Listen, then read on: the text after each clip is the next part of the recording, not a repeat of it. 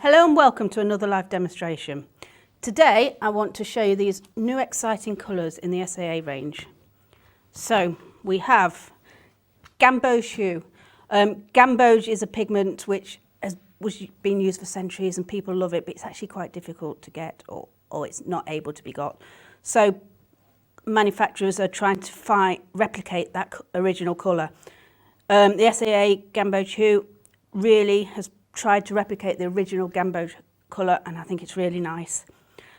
Indian red, so not a bright red but a brown red.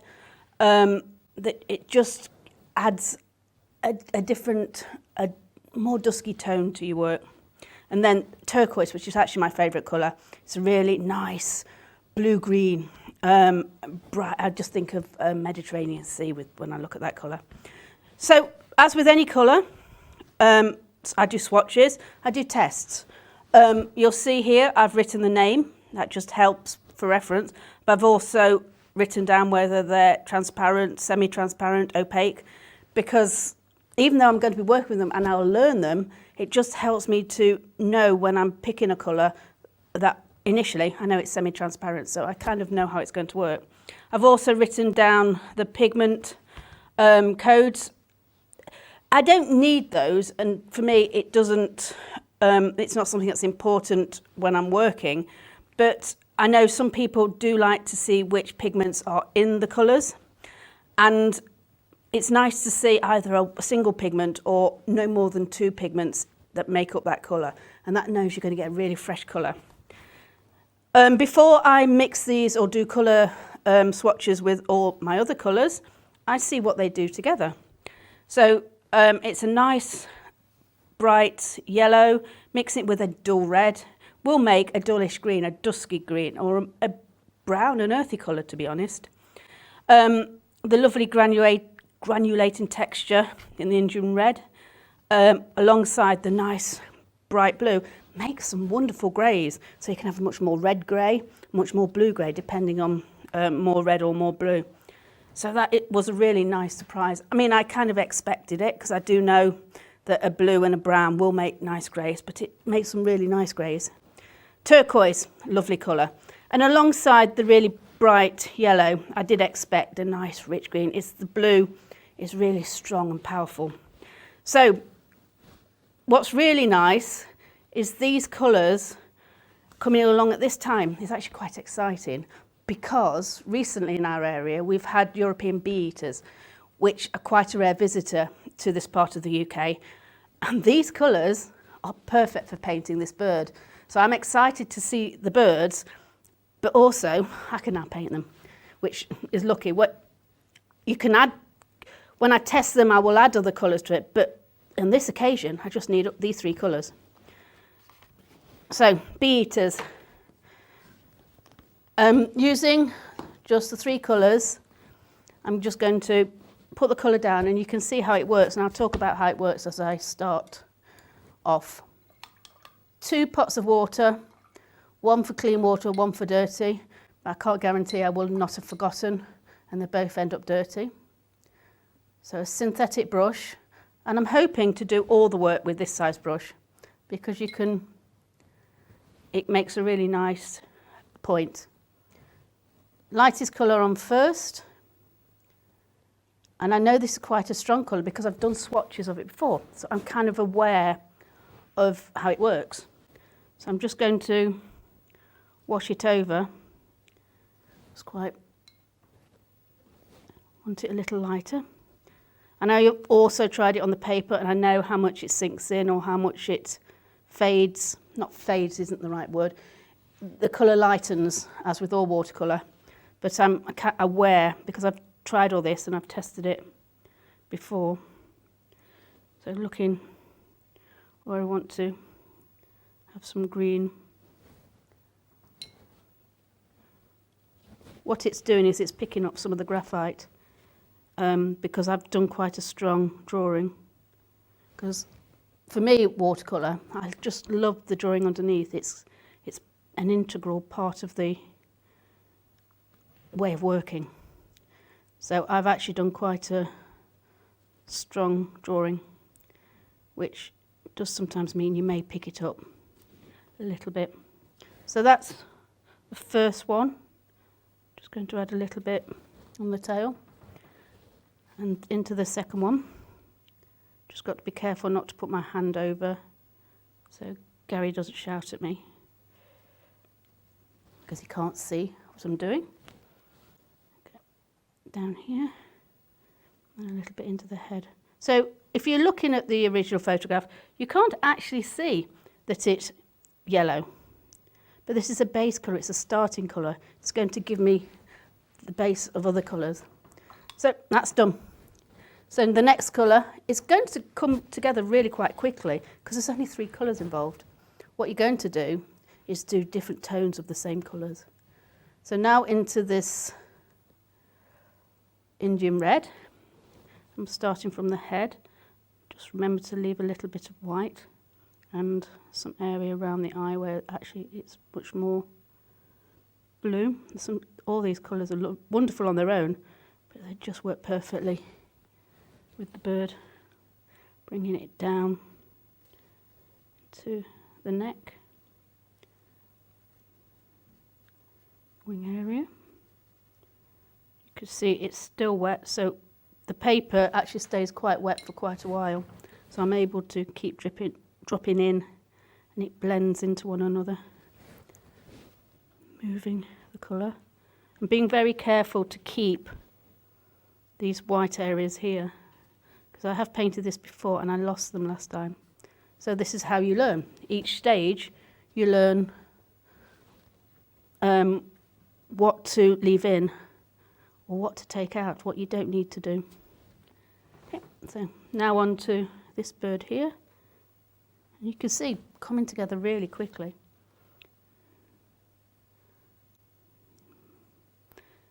And onto the head,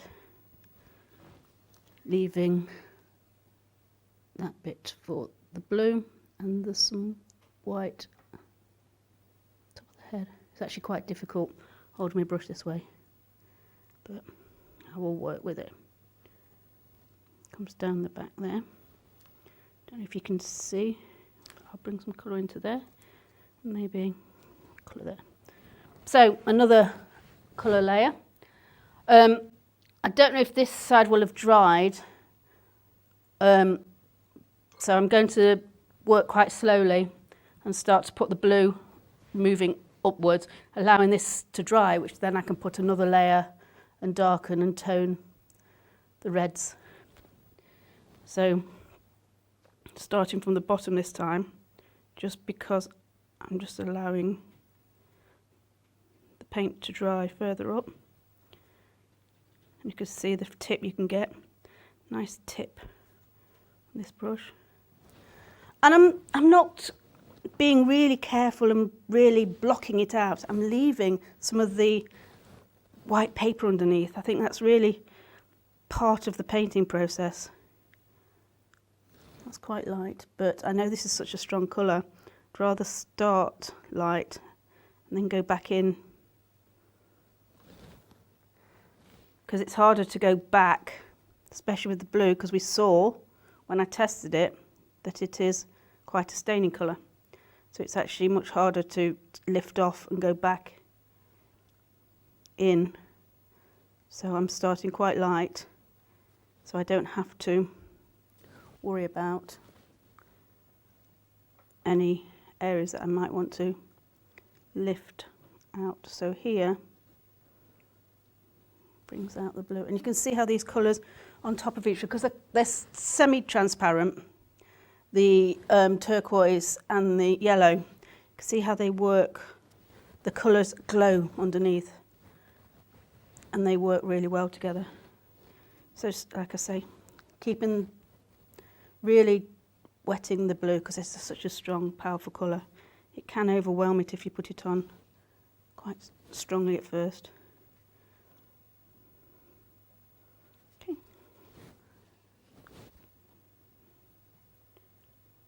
This is the thing I like about watercolour, is you can actually be very quick and you just let the paints express themselves. So moving on to this bird. Now this has a little bit more shadow, so the colours can be a little bit stronger. but on my initial layer I'm actually going to be quite gentle because, again, I know I can't lift out as easily. Yellow. You can see there how that's made a wonderful green with the blue and the yellow. So we know blue, yellow makes green, but they don't have to be mixed. They can be mixed on the page. Chrissy, who's watching in Australia, says to say hello, Anita. Hello, Chrissy. It's nice to be. I don't know what time it is in Australia. It's 8 p.m. Oh, that's good. It's not the middle of the night then.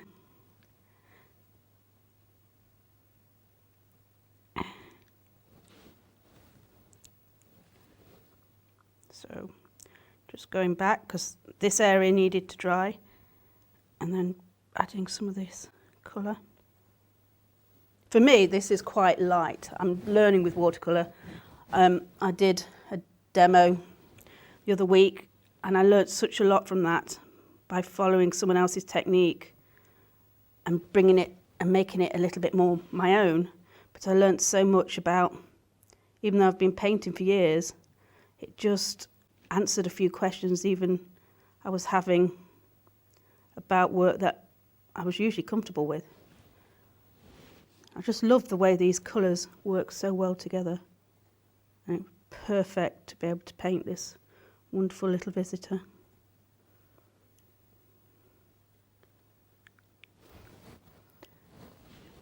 So, blue, sorry. And then some blue in the cheek here.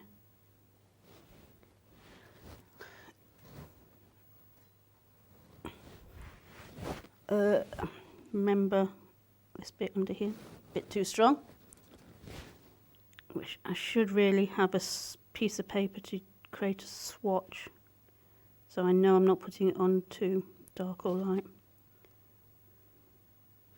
So even there as a study, I quite like that, but I think it just needs a little bit more tonal value, a little bit stronger.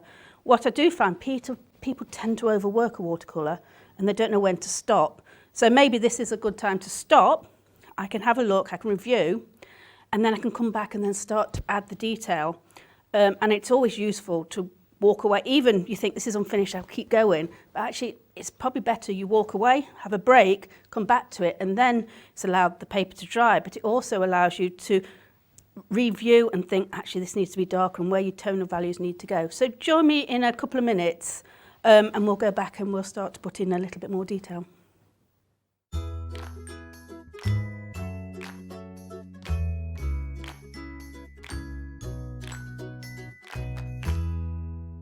Let us bring out the artist in you. If you'd like to learn how to paint or improve your painting, the SAA is here to inform, encourage and inspire you every step of the way. When you become an SAA member, you get so many benefits, including the free bi-monthly newsletter Paint, packed with inspiring step-by-step projects, fascinating articles, and detailed information to get your creative juices flowing. Discounts on over 13,000 art products featured on the SAA website and in the Home Shop catalogue, with free order line and free delivery in the UK mainland. A devoted SAA team on hand to answer your questions and give you the confidence and motivation you need to start painting and develop at a pace that suits you. Plus, a free welcome pack filled with gifts and practical help to get you started, as well as the opportunity to make friends with like-minded people. Best thing to be a member is the inspiration for the magazines, to be able to purchase things at a very reasonable price. Yeah, you get the reduction on all the materials, the advice you get. I can shop from home. It's a community. It seemed like a very friendly sort of organisation. If somebody's thinking of joining, don't spend too long thinking. Just join. They'll love it.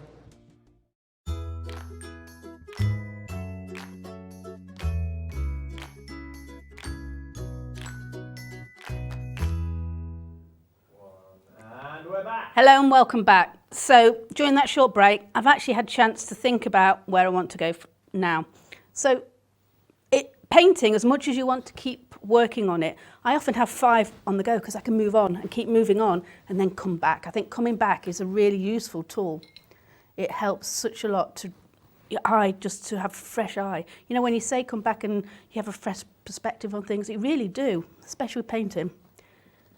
Because I don't know about you, but my head is constantly questioning and thinking about what I'm doing next.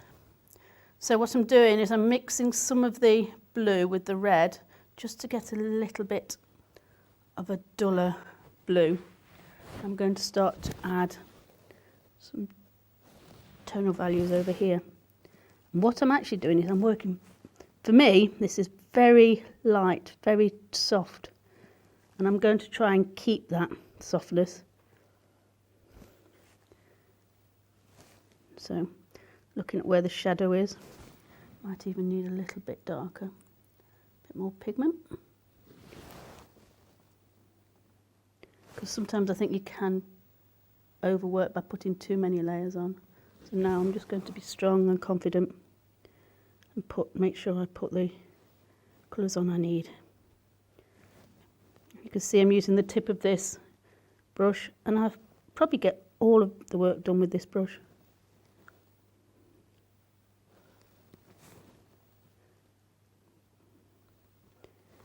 Just put some colour, go stronger into the head.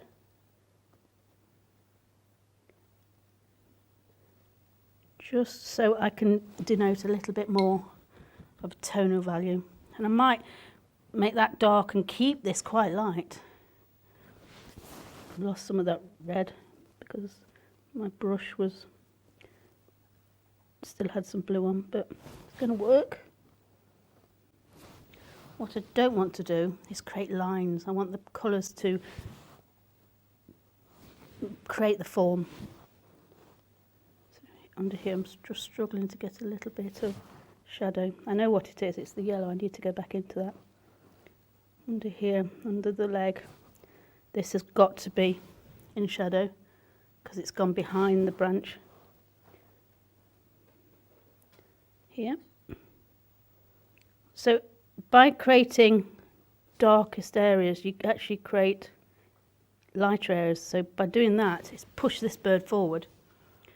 Does need to be darker under here and just here. Okay, so now I'm just going to darken or strengthen under here because that was still too light, and it's not, needs to just really show it has a little bit more shadow. So I'm going to use some of the grey and gently just denote that comes under shadow. So I might have lost a little bit of the texture I had under here, but what I'll do is I'll move on and I can come back while it dries, because I know it's going to dry a lot softer. I can review and re-look. So moving on to this bird. Now I don't want to overwork this bird because I think it's looking good at the moment. So just darken, softly darken. Okay. I'll keep dabbing my brush because I use a dry brush just to, if I feel I've got a bit too much colour on here, I'll just wet the brush and just use the clean water just to move the colour.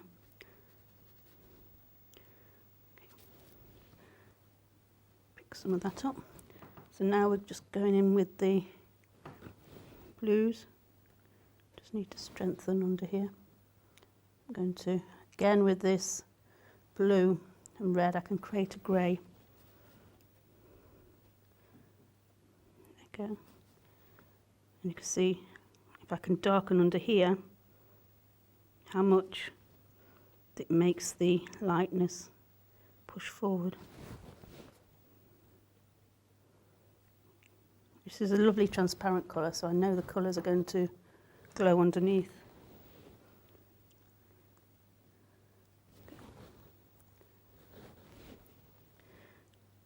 And the wings are quite clearly, the feathers are quite clearly denoted. So I want to just work on showing that I recognise not every feather, but that it's got quite soft, quite I can't say it, quite clearly defined feathers here. But just still keep some light into the face because it has a nice little area of blue around face there. Okay, what I'm going to do is just add, I'm just making the decision, I'm now going to put my final darts on here because under here what I'll just keep doing is adding more colours and I lose that glow I have there. I'm really just going to think about where the darker colours are. So the tail here has some shadow where the wings have gone across and a little bit of darkness under here, and the tips of these wings a little bit grey.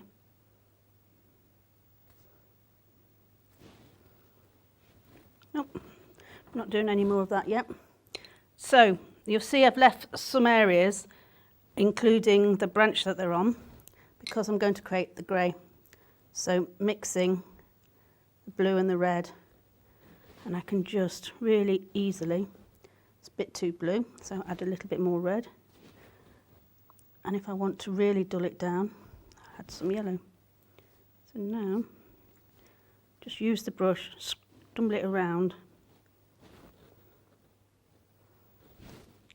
and just use the paper. I know this paper gives nice soft lines. So it'll be dark under the bird because it's casting a shadow, but I'm going to leave some light areas at the front here because I'm going to put a background in. Dull it a little bit more, it's still a bit blue. Okay. I just like it when the material does the work for you.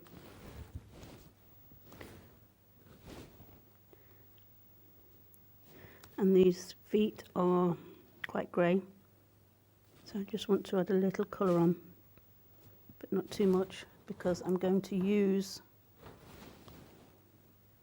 a bit of negative painting just to bring out the claws. You don't have to go into full detail because I think it just says it as it is. It works okay. So I'm going to do the face now. So I'm going to get as strong a black or grey as I can, and that's going to be mixing all three colours.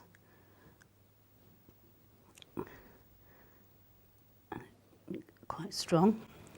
So now I can do the face. Even though I want it quite strong, I need it wet to be able to move. So making a little bit more colour because I don't want to keep what's difficult is mixing that same colour, so I make sure I've got plenty, enough to do this. So dark area around the eye.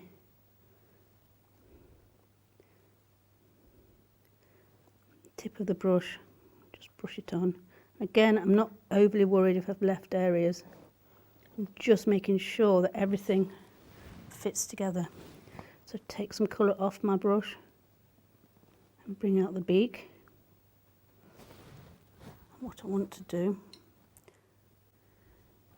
is really clean my brush and use the colour that's already on the page. Bring that up because they've got quite grey beaks and I don't want to put too much colour on there. So next one. Again, just make this as dark as I can because the tonal values in this other bird, which I think I've overdone a little bit, I can see it's possibly lost some colour, but that's what happens. Dark around the eye.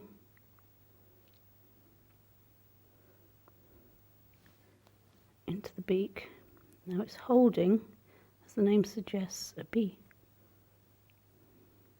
So just make sure you can see that it's open. And again, wet my brush, clean it, create a tip just so I can push the colour and shape a little bit more.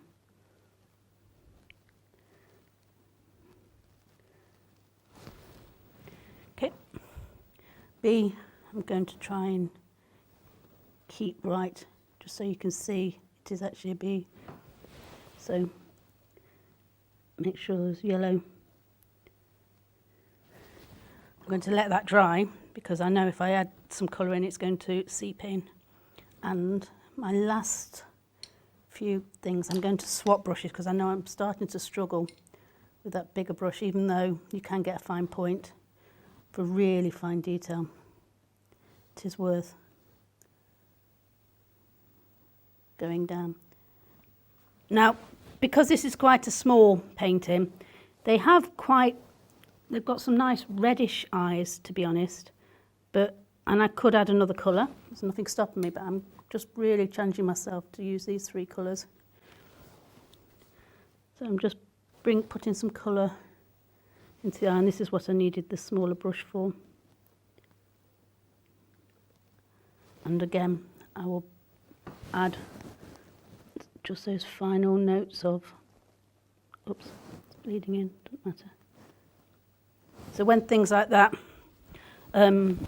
it's gone in an area you weren't expecting it to, it's really easy just to stop it. Just blot it back out. Means this area is still a bit too wet. Right, now I've got this smaller brush, I can feel that I'm able to work and finish off. So this area here, if I darken this, I should be able to bring some back and put a dot in the eye. You can see just a few marks how that suddenly brings all back together. B, I think the head's this side. Not denoting which kind of bee it is, just suggesting it's an insect. What I do need to do is make sure the beak is touching the bee. This is, when you're working quite small, what you've got to remember is to just look back and think about, if it's holding something, it needs to be touching. Just because I've lost some of the colour here, I'm just going to add a little bit more structure just to see if I can bring it back. Again, I'm just re-looking at the image just to see. It's quite dark under here. It's here, and around the back of the head. Don't want to work too much. So my final thing, because I'm going to keep working on it, is I'm just going to wet around the bird, because they like to nest in sandbanks, and we've got some lovely red clay banks where they're starting to, we hope, nest, but they're all congregating, and I think there's 7 pairs, usually found in southern Europe, but they've made their way up into the Midlands. I think they have been seen previously in the UK, but they're not a common visitor at all, so it's quite nice to have them very local. Just wetting and softening.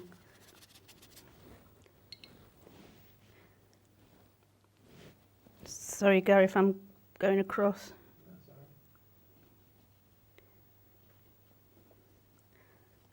So, The Indian red is going to be the perfect colour just to denote the clay banks where they are at the moment.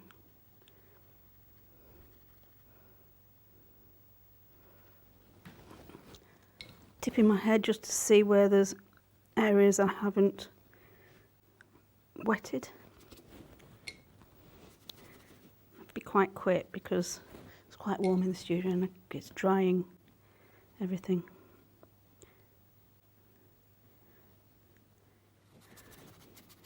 And I'm remembering not to leave gaps.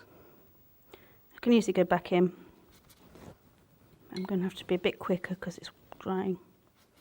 Okay, so using some of the yellow, just drop it in.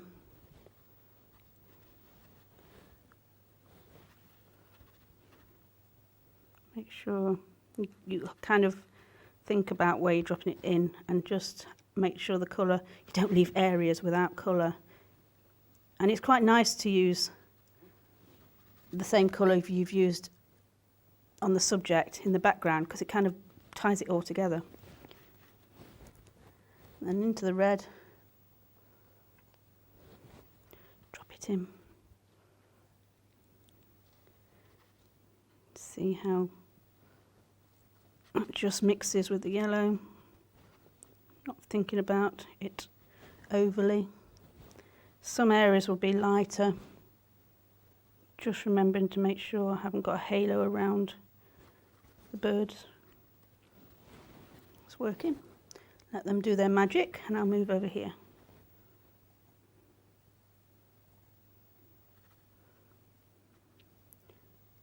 Again, you may want to wait till everything's dry, but to be honest, I quite like it when the subject bleeds into the background. For me, that just gives it much more movement. But if you're wanting a very clean and precise representation, then I would make sure your layer's dried before working on the next. So this is a lot lighter. Just add a slight bit of colour here.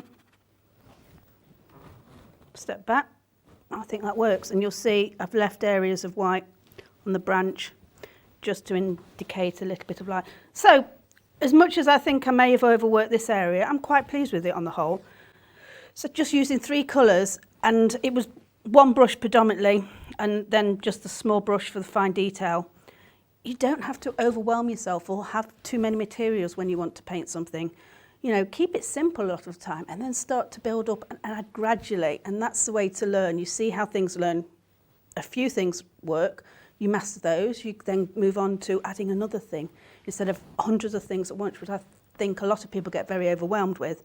So keep it simple, make it fun, and I hope you enjoyed that, and join me next week for some more live demonstrations.